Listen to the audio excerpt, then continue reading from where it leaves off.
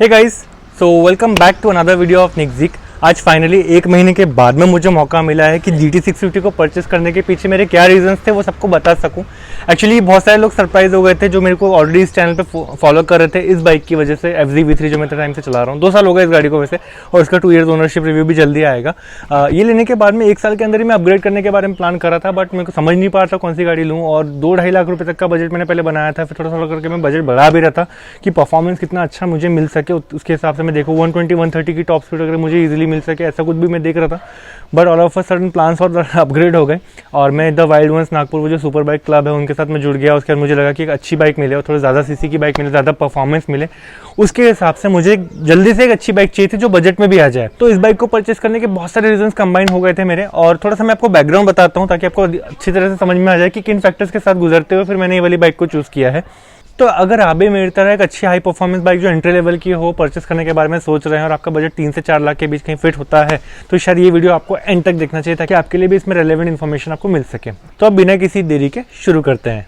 So background के बारे में बात करें तो 2008 लगभग में जब मैं टीनेजर था तब मैं राइड किया करता था डिस्कवर 125 DTSI, जिसमें ब्लैक अलॉय व्हील्स आते थे। तब वो नए आई हुई थी गाड़ी और काफ़ी अच्छी थी, बहुत ज़्यादा परफॉर्मेंस नहीं था उसमें, लेकिन 100 की स्पीड को टच कर लेती ना। I used to enjoy it a lot, और किसी भी टीनेजर के लिए उस टाइम पर वो गाड़ी काफ़ी अच्छी थी।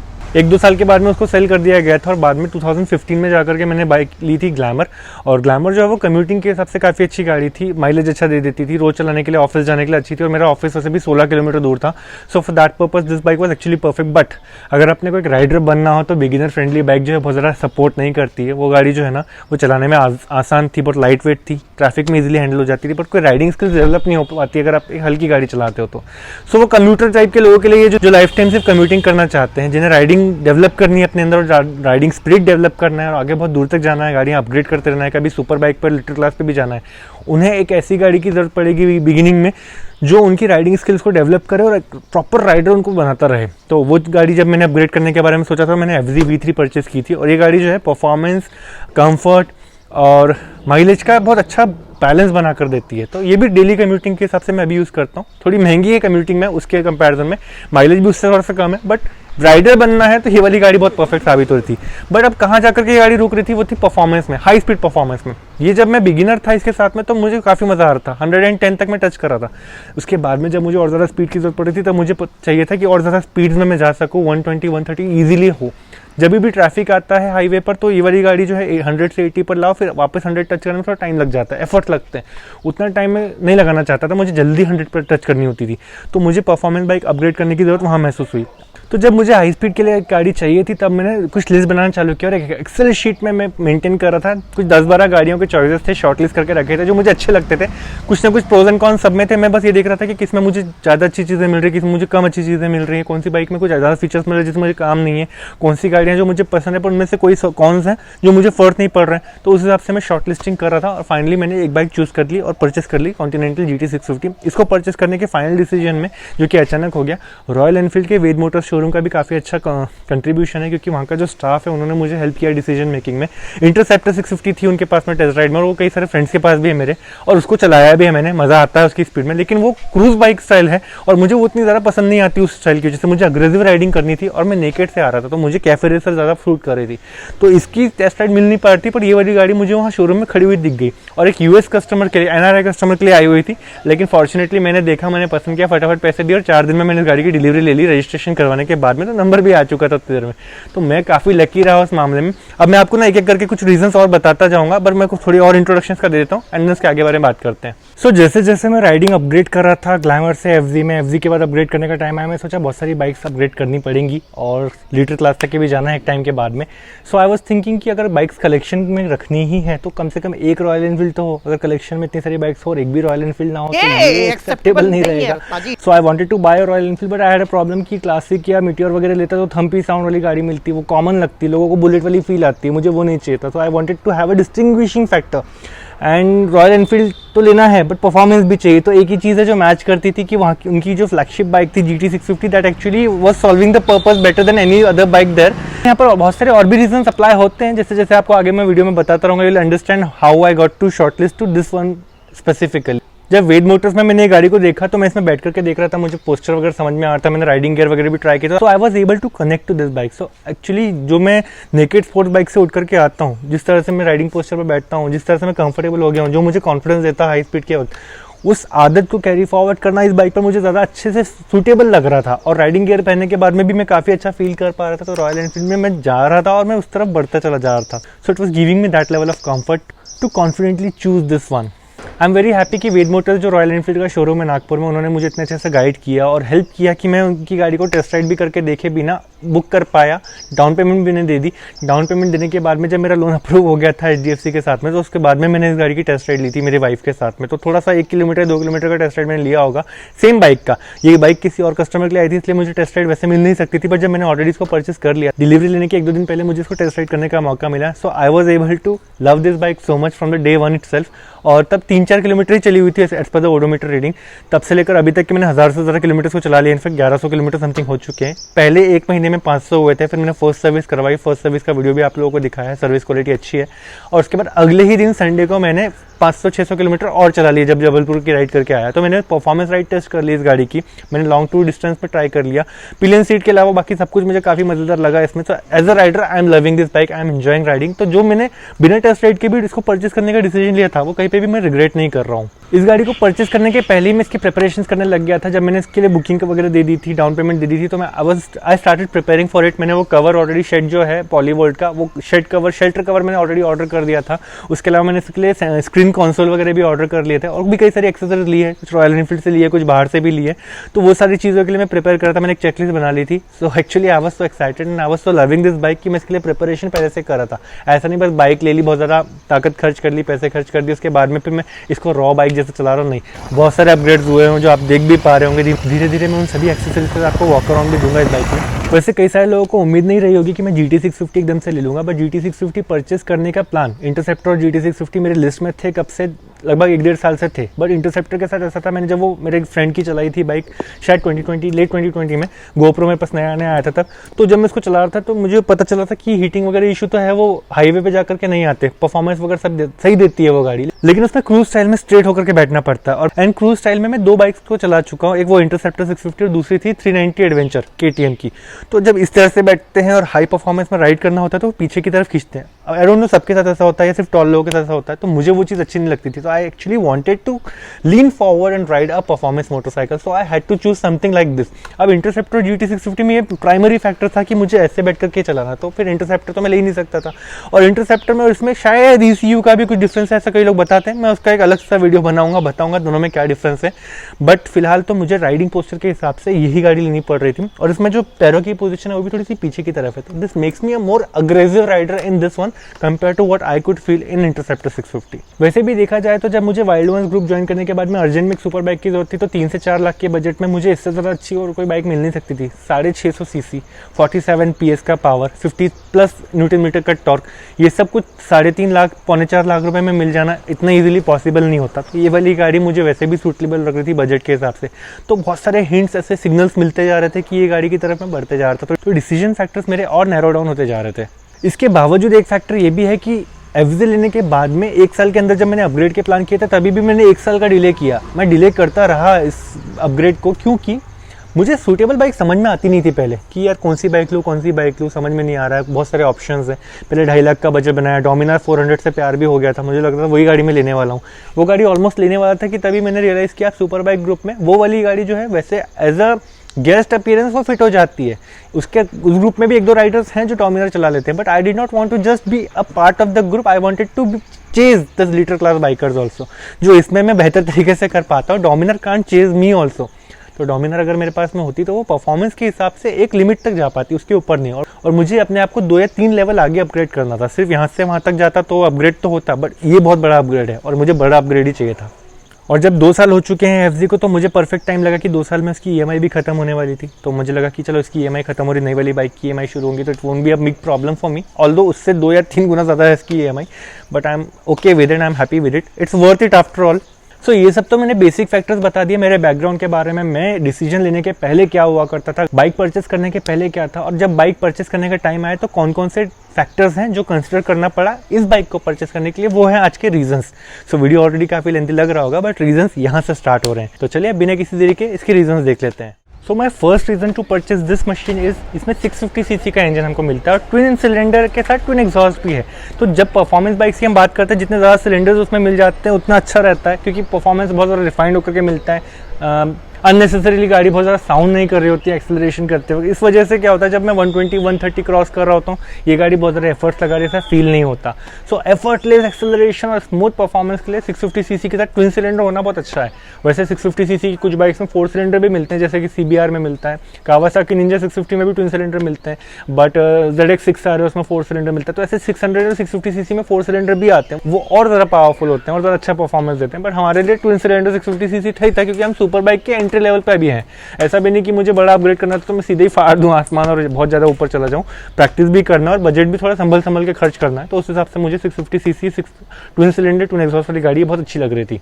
इसके अलावा मुझे रॉयल एनफील्ड की एक बाइक परचेस वैसे भी करनी थी, क्योंकि अब ये जो ब्रांड है ना, ये लाइफस्टाइल ब्रांड होता चला जा रहा है, मॉडर्नाइजिंग हो रही है, इसमें सब कुछ सिस्टमैटिक होता जा रहा है। तो ये मुझे अट्रैक्ट कर रहा था बहुत टाइम से कि यार रॉयल एनफील्ड की एक बाइक होनी चाहिए। मीटियोर पे भी मेरा ध्यान था एक टाइम पर, जब मैं FZ से अपग्रेड करना चाहता था, बट सोचा कि FZ से मीटियोर में जाऊंगा तो 10 या 15 kmph की टॉप स्पीड एक्स्ट्रा मिलेगी, थोड़ा टॉर्क अच्छा मिलेगा, बट वो पर्पस कहीं रिजॉल्व नहीं करने वाला था। वो मैं शायद 1 महीने में ही बोर हो जाता उस गाड़ी से, क्योंकि स्पीड जो है ना वो थ्रिल देने से पहले ही टॉप स्पीड खत्म हो जाती। मैंने R15 में भी 121 kmph तक की स्पीड टच कर ली है, तो मुझे अब 120 की स्पीड में मजा आने वाला ही नहीं था। मुझे 150 140 ऐसी कोई स्पीड चाहिए थी मिनिमम। ये वाली तो 180 तक चले जाती है, तो ये तो मेरे लिए एकदम आउट ऑफ द वे जाकर के अपग्रेड करने जैसा हो गया। And coming back to the point की रॉयल एनफील्ड की एक बाइक चाहिए थी। मैंने थोड़ा सा पहले ही समझा दिया था कि GT650 रॉयल एनफील्ड की जो फ्लैगशिप बाइक है, so it actually excites us a lot. अभी कल ही की बात है, मैं शाम को ये बाइक को लेकर के लौट रहा था सर्विस सेंटर से, और मैंने वहाँ पर क्या नोटिस किया, रास्ते में स्कूटी राइडर थी एक लड़की, वो मुझे राइड करते करते फॉलो कर रही थी, और उसने मुझे साइड में आकर के बोला कि आपकी बुलेट की आवाज़ कहाँ गई। So I said this is not a bullet, this is GT650 which is a flagship bike of the Royal Enfield. This is the only Royal Enfield you will never hate. So Royal Enfield की एक ही bike बचती है जो मेरे option में सही बैठती, impressive लगना चाहिए था, लग रही है, और लोग ऑलरेडी नोटिस कर रहे हैं। जब भी सिग्नल पर रुकती है गाड़ी, लोग नोटिस करने लग जाते हैं, और मैं देखता हूँ लोग घूम घूम के देख रहे होते हैं गाड़ी कौन सी है भाई, क्या है, कैसा है। अपने पिलियन राइडर के साथ में डिस्कस भी कर रहे होते हैं इसको देख करके। तो this is the royal Enfield, but not just any royal Enfield, this is actually something else. इसके बाद अगला रीज़न था कैफे रेसर की स्टाइलिंग। ये मैंने थोड़ा सा पहले ही बता दिया था। एक्चुअली इसका जो अग्रेसिव राइड पोस्चर होता है ना, बहुत कूल लगता है ना, आई एम लविंग इट। जितना इसका लुक है ना, वो बहुत ज़्यादा अट्रैक्टिव लगता है, और जब इसमें राइड कर रहे होते हैं जो हमारा लुक बनता है एज अ राइडर, वो भी बहुत प्यारा लगता है। सो मुझे लगता है कैफे रेसर की जो बाइक है ये बहुत अलग कैरेक्टर है। कई लोग 650 सीसी की अच्छी बाइक परचेस कर लेंगे, कई लोग 3-4 लाख में अच्छी बाइक्स परचेस कर लेंगे, वो जस्टिफाई भी हो जाएगा। But cafe racer is a cafe racer, it's different from all the other bikes. ये स्पोर्ट्स बाइक से भी अलग होती है, ये क्रूजर बाइक से अलग होती है, ये नेकेड स्पोर्ट्स बाइक से भी अलग होती है, कम्यूटर बाइक से भी अलग होती है। It doesn't match with anything, it doesn't go with anything. ये बहुत अलग कैरेक्टर है, और ये कैरेक्टर की एक बाइक भी अपने कलेक्शन में रही ना, we are gonna be happy all the time. इसके पहले कुछ बाइक्स आया करती थी जो इस लीग जैसा मैच करती है। जो प्रेस्टीज इस गाड़ी का आज है, वो प्रेस्टीज किसी ज़माने में RX100 RD 350 जैसी बाइक्स का हुआ करता था। और कई सारे रॉयल एनफील्ड के राइडर्स हैं जिनके पास में यामाहा की वो बाइक्स भी हैं। वैसे कमिंग बैक टू यामाहा, हम भी यामाहा से अपग्रेड करके इसमें आए हैं। अगर वहाँ MT-03 मिल जाती तो मैंने वो ले ली होती, अगर वहाँ R3 मिल जाती YZF, वो मैंने ले ली होती। R6 के बारे में भी एक घड़ी में सोच लेता, बट है ही नहीं यामाहा के पास में फिलहाल FZ250 के ऊपर। और FZ250 अपने भाई के पास में है एक, और चला चुका हूँ मैं, वो भी थ्रिलिंग है but not sufficient for me, so मुझे ये लेनी पड़ी। एंड नेकेड स्पोर्ट के बाद कैफे रेसर के साथ में भी मैं काफ़ी खुश हूँ। So cafe racer was another reason why I choose this one. वैसे भी नेकेड स्पोर्ट के ऊपर जब अपन जाते हैं तो स्पोर्ट्स बाइक अगर फुल फ्लेयरिंग वाली लेते हैं तो उसमें थोड़ा ज़्यादा अग्रेसिव ऐसा बैठना पड़ता, थोड़ा सा अनकंफर्टेबल, ज़्यादा बैक पेन होती, लॉन्ग डिस्टेंस में उतना नहीं चल पाता। ये वाली बाइक उतना भी ज़्यादा अग्रेसिव नहीं है, और नेकेड स्पोर्ट के साथ में ये वाली जो है ना एकदम जल्दी से आपको अडेप्ट करने देती है। तो मुझे ना ऐसा राइड पोस्चर चाहिए था। अब देखो राइड पोस्चर ये हो गया, एक हैंडल की पोजीशन है, और फुट पैक्स की जो पोजीशन है प्रॉपर सिंक्रोनाइज्ड है। सो जब ओवरऑल मैं ऐसे चलाता हूँ ना, भूल जाता हूँ कुछ और भी, बिल्कुल एक्चुअली ध्यान नहीं रखना पड़ता राइड पोस्चर के ऊपर, या गाड़ी किस तरह से चलाना उसके ऊपर, हैंडल कैसे करना उसके ऊपर, प्रॉपर सिंक हो जाते हैं, अडेप्ट हो जाते हैं। So the way this bike is designed, it actually allows you to ride it, have fun and forget everything else. That's what somebody would want to expect from a bike which is worth almost 4 lakh rupees. इसके अलावा एक reason था कि जो इसमें twin exhaust है बहुत ज़्यादा शोर नहीं करते, अनलेस मैं इसको रेव करूँ। तो जब सिटी में चला रहा होता हूँ, हाईवे पर जाने के लिए मैं सिटी से गुजर रहा होता हूँ, तो ऐसा नहीं कि सिग्नल पे सब लोगों को डिस्टर्ब कर रहा है या मुझे ही राइड करते हुए डिस्टर्ब कर रहा है। इसका जो साउंड है दोनों साइलेंसर की वजह से थोड़ा सा कम हो जाता है। वैसे हम लोग चाहे तो कभी भी इसको दोनों साइलेंसर को अपग्रेड करते हैं, थोड़ा सा नॉइजी वाला, थोड़ा ज़्यादा साउंड करने वाला, ज़्यादा डीबी वाला एग्जॉस्ट लगा सकते हैं। मेरे फ्रेंड ने लगाया है, रोहित भाई ने, उसकी GT है रेड कलर की, आप वीडियो देखो, आई बटन पे आ रहा होगा, डिस्क्रिप्शन में भी। उसने बहुत बढ़िया 20,000 रुपीज़ का एक्सपेंस करके AEW 100 एग्जॉस्ट लगाया, साउंड बहुत अच्छा आता है, दूर दूर तक आवाज़ आती है। शायद मैं भी वो अपग्रेड करने के बारे में सोचूं, बट फिलहाल अगर मैं देखूँ ना तो ये वाली बाइक डिस्टर्ब नहीं कर रही होती सिटी में, बहुत ज़्यादा इरिटेटिंग साउंड नहीं है इसका, थम्पी साउंड तो बिल्कुल नहीं है। तो this is not the typical royal Enfield और बुलेट बाइक। इसके बाद अगला रीज़न था क्लिप ऑन हैंडल बार्स। वैसे ये चीज़ बहुत लोगों के लिए कोई खास मैटर नहीं करती, और लुक्स के हिसाब से भी मैं गाड़ियों में बहुत सारी चीज़ें प्रेफरेंस नहीं देता हूँ, लेकिन क्लिप ऑन हैंडल बार एक ऐसी चीज़ थी मुझे काफ़ी ज़्यादा प्रीमियम लगती थी और मुझे चाहिए थी। एवरी में नहीं है मेरे, और डोमिनार 400 में भी नहीं है, तो क्लिप ऑन हैंडल बार वाली गाड़ी में वैसे भी ढूंढ रहा था, इंटरसेप्टर में भी नहीं मिलता, बट GT 650 में है।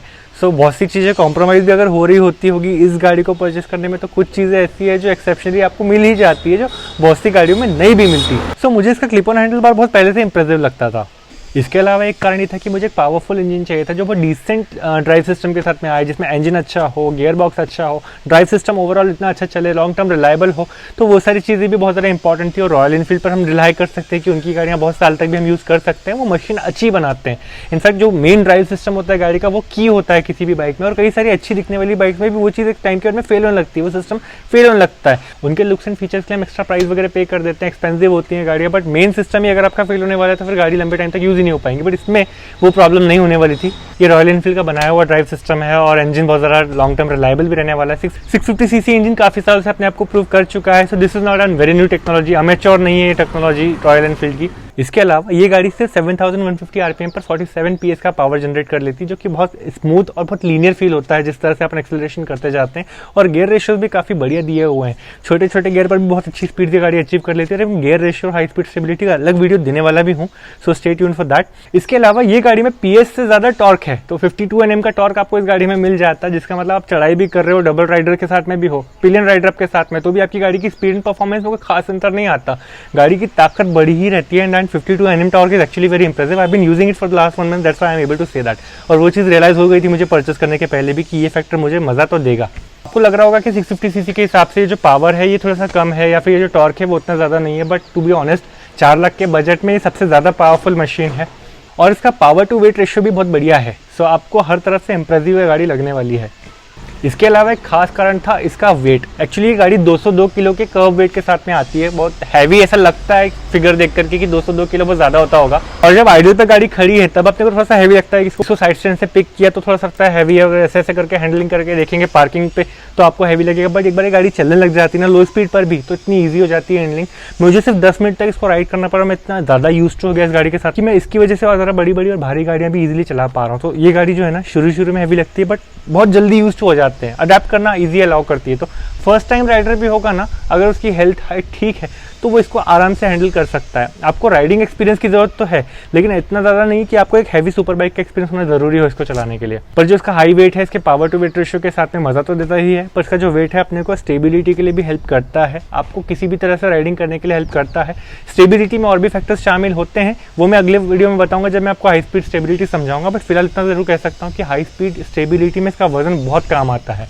इसके अलावा एक खास कारण था इसका रिलायबल ब्रेकिंग सिस्टम। इसमें ड्यूल चैनल ABS मिलते हैं, जिसमें आपको ब्रेम्बो के लगाए हुए ब्रेक कैलिपर्स मिलते हैं आगे भी और पीछे भी। मतलब आपको जितना अच्छा परफॉर्मेंस इस गाड़ी में मिलता है उतना अच्छा ब्रेकिंग भी है, रिलायबल। और मैं पिछले 1 महीने में 2-4 बार इसको हाईवे पर राइड के लिए ले जा चुका हूँ, तो कई बार मैं इसकी ब्रेकिंग एक्सपीरियंस करके देखी है। तो जब हम हाई परफॉर्मेंस पर जा रहे हैं और हमको लगता है कि सामने का जो रास्ता है वो उतना ज़्यादा रिलायबल नहीं है इतनी हाई स्पीड के लिए, तो हम जब भी रोकना चाहते हैं या पैनिक ब्रेकिंग जैसा भी कुछ करना चाहते हैं, दोनों ब्रेक को कॉम्बाइन करके भी अच्छा खासा एक्सपीरियंस मिलता है। रियर ब्रेक भी बहुत प्यारा चलता है जब अपन सिटी में चला रहे होते हैं, और अगर आप हाई स्पीड पर हो थोड़ा सा आप फ्रंट डिस्क ब्रेक भी यूज़ करते हो तो इट्स ऑलवेज कूल। ऐसा लगता नहीं कि यार गाड़ी रुक नहीं रही है एंड ऑल दैट। बहुत बढ़िया ब्रेकिंग सिस्टम है, बाइट भी अच्छा है ब्रेक का, और कभी डर नहीं लगेगा, ब्रेक रिलायबल है। इसके अलावा एक खास कारण और था जो क्या था, पॉकेट फ्रेंडली। गाड़ी लेने के हिसाब से जो है आपको लो कॉस्ट में तो सेकंड हैंड भी मिल जाती। 4 लाख में अगर मैंने ये गाड़ी ली है तो 4 या 5 लाख रुपए मुझे second hand litre class bike भी मिल जाती। 650cc 4 सिलेंडर बाइक भी मुझे उतनी कीमत में मिल सकती थी, लेकिन मेंटेनेंस बहुत इंपॉर्टेंट पोर्शन होता है कि गाड़ी ले जाने के बाद में आपको हैसल फ्री मेंटेनेंस करने को मिले। ये वाली गाड़ी जो है ये 2,500-3 हज़ार या 3,500 रुपये पर सर्विस के हिसाब से मेंटेन हो जाती है। हर 6 महीने में इसकी सर्विस करनी होती है, तो उसका मेंटेनेंस उतना ज़्यादा एक्सपेंसिव नहीं है। हालांकि अगर मैं 3.5-4 लाख रुपये में कोई कोई और बाइक परचेस करता जो प्रीमियम भी होती और शायद सिंगल सिलेंडर होती तो भी उसका 8-10 हज़ार मेंटेनेंस होता, और अगर वो ट्विन सिलेंडर होती तो भी उसका 1000-2000 एक्स्ट्रा मेंटेनेंस होता। बट इसके मेंटेनेंस कॉस्ट है वो डबल या ट्रिपल ही होता। मेंटेनेंस कॉस्ट के लिए भी ये वाली गाड़ी जो बहुत ज़्यादा प्रेफरेबल रही मेरे लिए, क्योंकि ये कॉस्ट एफिशिएंट है एंड पॉकेट फ्रेंडली है। कॉस्ट ऑफ ओनरशिप भी बहुत ज़्यादा एक्सपेंसिव नहीं है इसकी। इसके अलावा मैंने आपको बताया था द वाइल्ड वन, जो सुपर बाइक ग्रुप जिसमें मैं बाइक राइड करता हूँ सबके साथ में, इसको मैंने लेने के पहले एक बार पेंच में राइड किया है हम लोगों के साथ में। मैं पिलियन बनकर ही गया था, और उस दिन मेरा जो फ्रेंड है शुभम, जिसके पास हायाबुसा है ब्लैक, उसका जो छोटा भाई है आर्यन, तो आर्यन GT 650 चला रहा था ब्लैक कलर की, और वो वाली गाड़ी चलाने के बाद में उसने 170-180 तक टच कर ली थी गाड़ी, और काफ़ी कॉन्फिडेंट था वो। तो उसने और उसके ब्रदर शुभम भाई ने, दोनों ने मुझे मिल करके फीडबैक बताया कि this bike is actually very reliable to chase super bikes in that group ride. तो आई रियलाइज यार चलो बजट में भी आ रही, सब कुछ हो रहा है और रिलायबल भी है, और क्या चाहिए। तो सुपर बाइक ग्रुप में जाने की वजह से भी मुझे अल्टीमेट किक मिला था कि मुझे जल्दी से अपग्रेड करना है और फट से को जो बेहतरीन गाड़ी अवेलेबल होगी वो गाड़ी मुझे लेनी है। सो मैं मिड जनवरी में सुपर बाइक राइड पर गया था, और उसके बाद में मैंने जनवरी एंड तक की ये वाली गाड़ी की डिलीवरी ले ली थी। सो इतना ज़्यादा जल्दी मैं ले पाया हूँ गाड़ी उस ग्रुप राइड में जाने के बाद में। इसके अलावा जैसे जैसे जनवरी एंड हो रहा था तब शुभम भाई भी बोल रहे थे यार निखिल भाई, निंजा 300 लेने से अच्छा GT 650 लेना ज़्यादा प्रेफरेबल रहेगा, क्योंकि ये गाड़ी ज़्यादा फ़ायदेमंद है। 650cc इंजन है, परफॉर्मेंस है, इज्जत भी इस गाड़ी की ज़्यादा अच्छी है। So GT 650 was something that I was gonna go. So many reasons I have told so far. कुछ और रीजंस बचे हैं वो भी देख लेते हैं। एक वेटिंग पीरियड बहुत खास रीज़न रहा। मुझे जब मन बन जाता है कि कोई महंगी सी चीज़ खरीदूँ, चाहे वो बाइक हो, फ़ोन हो, कार हो, मुझे ज़्यादा वेट करना पसंद नहीं आता। तो अगर मैंने आज मन बनाया है, मेरे पास पैसे रखे हैं, मैं जल्दी से ले लेना चाहता हूँ। मैं गया था जब रॉयल एनफील्ड के शोरूम में, गाड़ी तुरंत अवेलेबल थी, किसी और के लिए आई थी, बट मैंने सोचा कि मुझे चाहिए। मैंने उनको बोला, उन्होंने बोला ठीक है आपको दे देंगे, क्योंकि जो दूसरे कस्टमर उनको 15-20 दिन लगने वाले थे डिलीवरी लेने के लिए, किसी वजह से वो डिले कर रहे थे।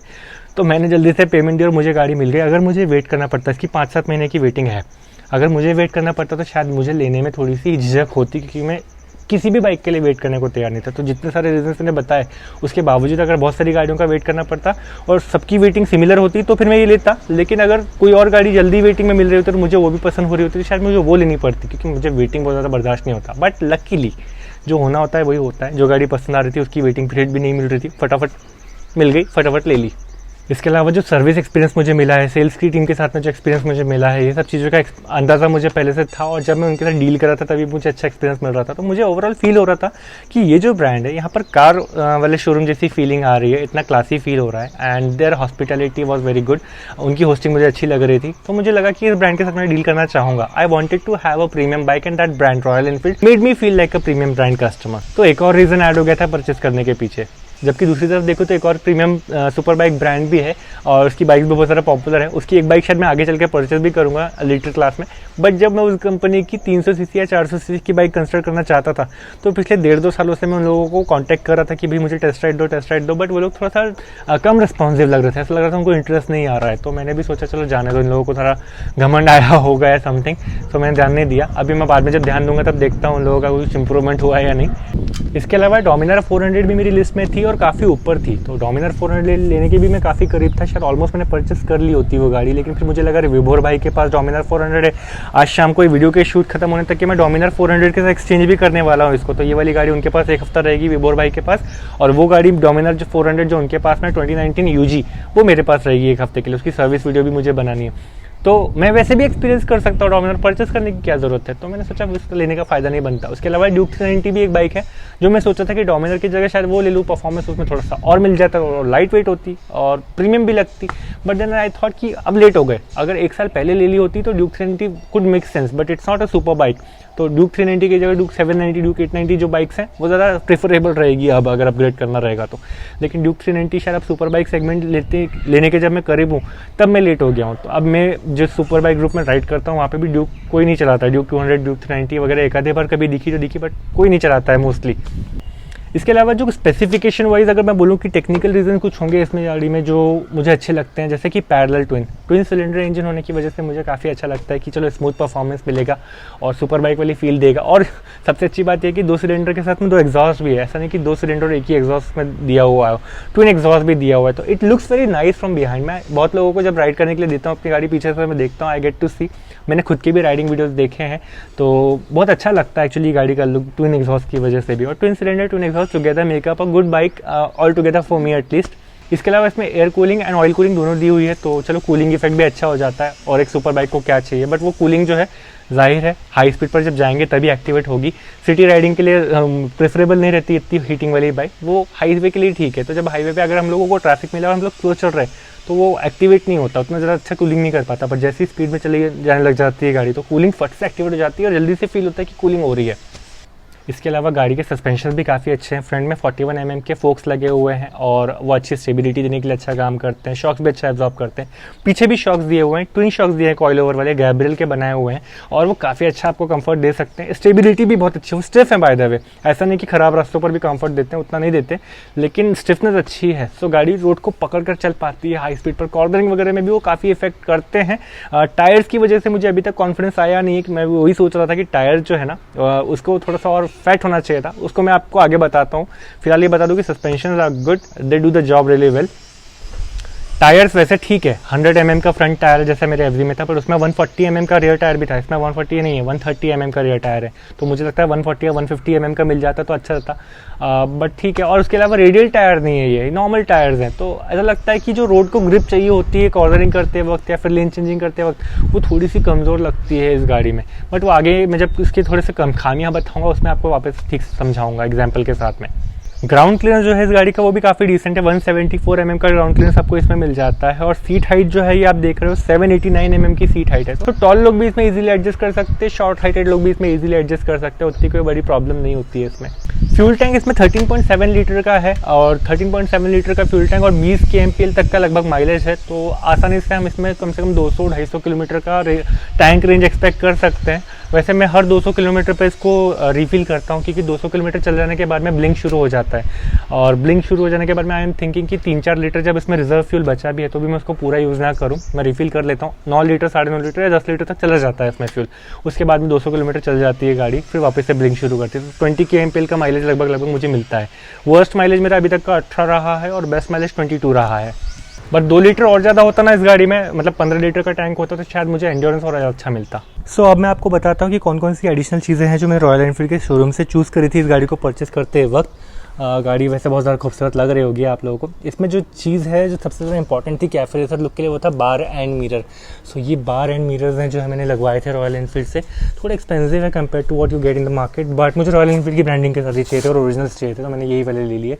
इसके अलावा जो चीज़ मैंने ली थी वो है इंजन सम्प गार्ड। यहाँ पर देखो आपको नीचे इंजन ऑयल सम्प गार्ड दिख रहा होगा, ये वाला।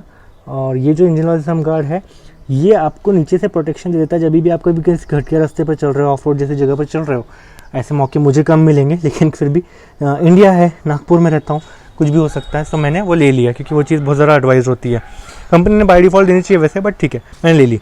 इंजन साइड क्रैश गार्ड जो है वो भी मैंने लिया है, जो प्रोटेक्ट कर सकता है टैंक को भी अगर गाड़ी गिरी तो, क्योंकि ये छोटा वाला कॉम्पैक्ट वाला नहीं है, बड़ा वाला लिया हुआ है मैंने, तो ये इतना बाहर तक है, इंजन को भी प्रोटेक्ट करेगा और अगर गाड़ी गिरती है तो टैंक को भी प्रोटेक्ट कर सकता है, क्योंकि इतना बड़ा वो है, और वो भी ओरिजिनल है, रॉयल एनफील्ड का ही लिया है मैंने। इसके अलावा मैंने यहाँ पर वाइज़र ले लिया था, छोटा सा कॉम्पैक्ट वाइज़र। ये मैंने लिया क्योंकि मुझे वहाँ पर लगाना था इसको, ये जो मेरा अटैचमेंट है गोप्रो लगाने के लिए, अदरवाइज़ इसका कोई खास रिक्वायरमेंट मुझे था नहीं। वैसे भी ये कोई विंड ब्लास्ट रोकने का काम नहीं करेगा, इतना छोटा सा जो वाइज़र है।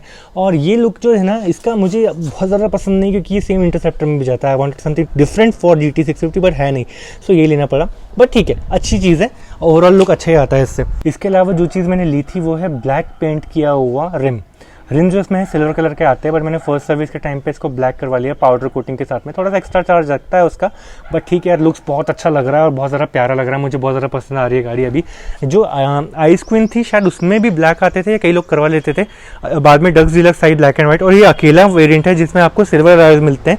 और सिल्वर अलॉयज मुझे नहीं अच्छे लगते, थोड़ा सा चीप लगता है, मतलब वैसे गाड़ी लगती होगी लग्जरी वगैरह रॉयल लगती होगी, आई डोंट नो, बट मुझे थोड़ा सा क्लासी लुक चाहिए था, कैफे रेसर टाइप का लुक चाहिए था, और मुझे ब्लैक कलर के रिम्स अच्छे लगते हैं, तो मैंने ब्लैक कलर के रिम्स कई सारे फोटोज़ वगैरह में भी देखे थे, लोग करवाते हैं इसमें, अच्छा लगता है, तो मैंने भी करवा लिया और बहुत अच्छा लग रहा है उसके बाद में लुक, देख सकते हैं आप। आई एम लविंग इट एक्चुअली। आप लोग भी बता दो कमेंट में कि कैसा लग रहा है इसके बाद में। ये जो चीज़ है, ये वाली चीज़ गिर गई थी, डिलीवरी ली मैंने और घर आने तक के गिर गई थी, तो मैंने रॉयल एनफील्ड के शोरूम में मैंने कांटेक्ट किया वेद मोटर्स को, उन्होंने फ्री में ये चीज़ रिप्लेस करके दे दी एज अ कर्टसी। ऐसा नहीं कि ये फ्री में अवेलेबल था, बट उन्होंने एज अ गुडविल जेस्चर कर दिया मुझे ये चीज़ को फ्री में रिप्लेस। इसके बाद मैं राइडर गियर दिखा देता हूँ मेरे। सो मेरे राइडर गियर अगर देखें तो CE लेवल 2 वाला जो ये जैकेट है, ये राइडर जैकेट है रॉयल एनफील्ड का, और काफ़ी अच्छा है, काफ़ी प्रोटेक्टिव है। इसको पहनने के बाद मैं कैसे दिखता हूँ, कैसा राइड करते हुए लगता हूँ, वो मैं एक वीडियो में आपको दिखा ही रहा हूँ अभी।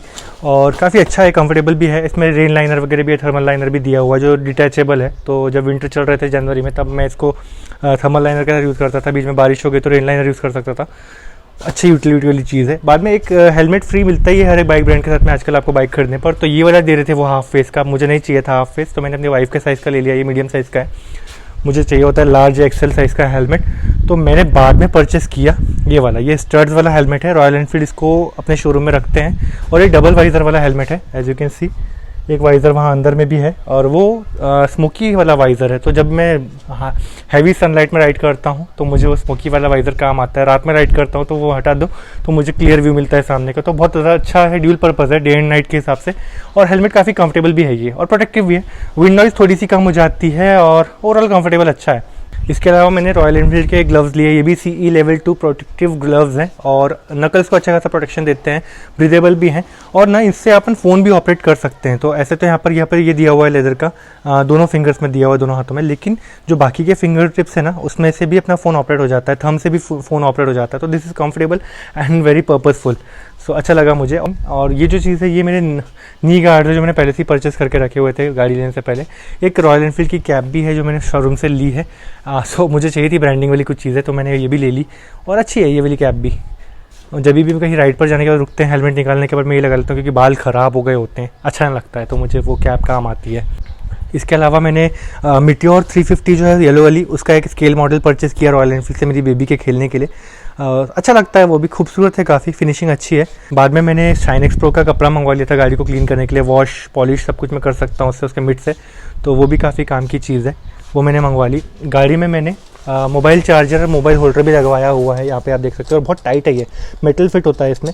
तो क्या होता है, ये जब फ़ोन को होल्ड करता है, कितनी भी हाई स्पीड में मैं चला लूँ, 166 में चला लिया, वो काफ़ी स्टेबल रहता है फ़ोन। और चार्जिंग स्लॉट भी है इसके अंदर USB पोर्ट के साथ में। पहले से कंपनी ने USB पोर्ट दिया हुआ नहीं है फ़ोन को चार्ज करने के लिए इसमें, तो मैंने वो लगा लिया। और यहाँ पर स्क्रीन गार्ड कंसोल भी लगे हुए हैं, सो इसकी वजह से थोड़े से स्क्रैचेस वगैरह कम आएंगे। लेट्स सी, कुछ टाइम तक यूज़ करते करते समझ में आएगा वो। इसके अलावा बहुत इंपॉर्टेंट चीज़ जो थी वो शेल्टर कवर है पॉलीवर्ल्ड का, ये मैंने आपको पहले एक वीडियो में दिखाया हुआ है। सो कैसे बनाते हैं, कैसे यूज़ होता है, वो सब चीज़ें उसमें बताइए। आप वो वीडियो में जाकर देखोगे तो आपको समझ में आ जाएगा। अब बात करते हैं उन एरियाज़ की जहाँ पर मुझे इंप्रूवमेंट महसूस होता है इस गाड़ी में। मुझे फ़िलहाल वो कॉन्स नहीं लगते, लेकिन लगता है कि वहाँ पर इंप्रूवमेंट किया जा सकता था। सबसे पहले जो है डिजिटल कंसोल जो इसमें दिया हुआ है, इसमें गियर शिफ्ट इंडिकेटर होना ही चाहिए था, क्योंकि वो बहुत ज़्यादा अच्छा होता था। 6 गियर है इस गाड़ी में, और अच्छा लगता अगर वो यहाँ पे गियर शिफ्ट इंडिकेटर होता, कन्वीनियंट हो जाता एटलीस्ट मेरे लिए। मुझे गियर शिफ्ट इंडिकेटर वाली एक भी गाड़ी नहीं मिली अभी तक के, शायद मैं चूज़ कर लेता, पर वो मेरे लिए इतना इंपॉर्टेंट फैक्टर नहीं है, बट इसमें मिल जाता ना, मुझे बहुत खुशी होती। इसके अलावा जो किलोमीटर्स बताता है ये ओडोमीटर, वो अगर अपने को जो रिमेनिंग फ्यूल है उसके हिसाब से भी बता देता कि कितने किलोमीटर तक अपनी गाड़ी चल सकती है, तो भी बहुत ज़्यादा हेल्प हो जाती। और उसके अलावा जो ये फ्यूल मीटर है, वो फ्यूल मीटर भी थोड़ा सा कम एक्यूरेट है, मुझे भी ऐसा फील होने लगा है थोड़ा थोड़ा। तो आई थिंक उसका बेटर रिव्यू मैं आपको आगे चल करके दे पाऊंगा, बट आई थिंक वो भी इंप्रूव रहता तो अच्छा था। तो कंसोल ओवरऑल काफ़ी ओल्ड एज हो गया है, बट ठीक है, क्लासिक बाइक फील करवाता है, आपको विंटेज टाइप की बाइक वाली फील देता है, क्या कि एकदम रॉ कैफे रेसर वाली बाइक की फील देता है। तो ठीक है, अच्छा ही है वैसे, होता और अच्छा तो और अच्छी बात रहती। टायर्स के बारे में मैंने पहले बताया, जैसे Z650 RS है एक, जो इसी तरह की एक सेगमेंट की बाइक है और अच्छी बाइक है वो भी, तो उसमें आपको 160 mm का रियर टायर मिल जाता है। इसमें 150 mm का भी होता तो भी काफ़ी अच्छा रहता। रियर टायर जो है ना, फिलहाल 130 mm का है। सो देखने में ऐसा लगेगा काफ़ी फैट टायर है, बट ये सिर्फ 130 mm का टायर है, और मैं लिटरली सोचता हूँ इसमें 140 नहीं है, 150 चाहिए था एक्चुअली, 130 नहीं, 140 नहीं, सीधा 150 mm का टायर चाहिए था। जितनी पावरफुल ये गाड़ी है, जितना फास्ट भागती है, उतना मोटा टायर तो उसमें चाहिए था। इसके अलावा जो हेडलाइट्स हैं, LED tail lights, LED headlights, LED turning indicators, वो चाहिए थे इस गाड़ी में, क्योंकि मॉडर्न बाइक है। इसमें अगर अपने को हेलोजन की जगह LED दे देते तो अच्छा रहता। ये जो छोटा सा बल्ब है पार्किंग वाला, वो LED है, वो भी चलता है डे में, और ये जो हेलोजन बल्ब है ये लोअर बीम पे चलता रहता है ऑल द टाइम। सो ये दोनों, ये सब कुछ LED होना चाहिए था। मेरे दोस्त ने, रोहित भाई ने लगाया है इसमें, LED हेडलाइट सेटअप किया है, वो अच्छा लग रहा है मुझे। उसका इल्यूमिनेशन भी काफ़ी पसंद आया।